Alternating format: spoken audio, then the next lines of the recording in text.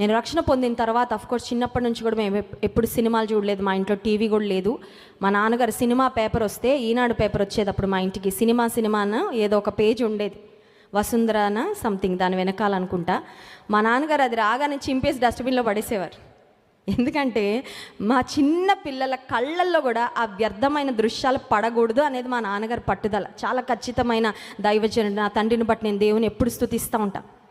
సినిమాలు అంటే తెలియదండి, సినిమా పాటలు అంటే తెలీదు. పెరుగుతూ ఉన్నాను. రక్షణ పొందిన తర్వాత ఒక తీర్మానం తీసుకున్నాను. అదేంటంటే, నేను సంగీతం నేర్చుకోవాలని, నేనేం పెద్ద సింగర్ని కాదు. అయితే దేవుని సన్నిధిలో నేను తీసుకున్న ఒక తీర్మానం ఏంటంటే, ఈ స్వరము కేవలం యేసయ్య నీ పాటల కొరకే నేను వాడతా. I will not Singh any kind of film songs, film music, కనీసం హమ్మింగ్ కూడా చేయను అని తీర్మానం తీసుకున్నాను. పాటలు అంటే ఇంట్రెస్ట్ ఉన్న వాళ్ళకి ఈరోజు ప్రపంచం అంతా సంగీతం వెనకాల వెళ్తూ